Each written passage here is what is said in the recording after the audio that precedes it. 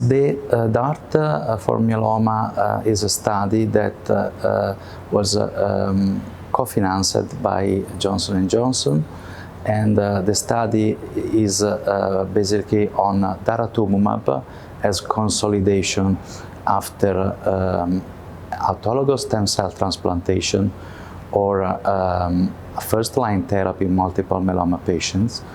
And the hypothesis was to eradicate a minimal residual disease present in multiple myeloma patients after a first line of therapy.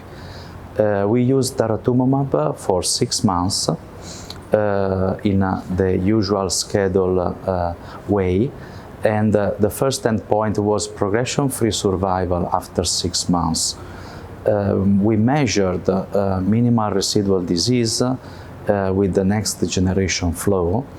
Those were patients already in a very good, at least very good partial response. And the interesting thing is that we had 30% of the patient after 6 months that achieved an MRD negative status. MRD negativity doesn't mean, as we know, cure. Is the unsustained MRD negativity could be better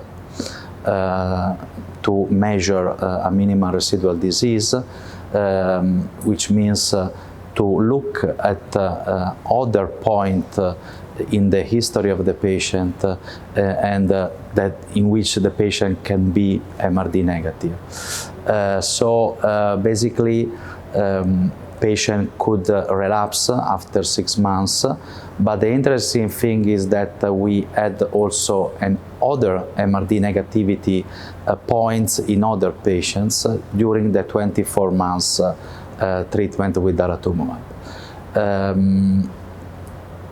At the end of 24 months, after 2 years of Daratumumab, 30% of the patients were still negative. So this is a very nice result. That means that Daratumumab is effective in eradicating the disease in a good proportion of patients.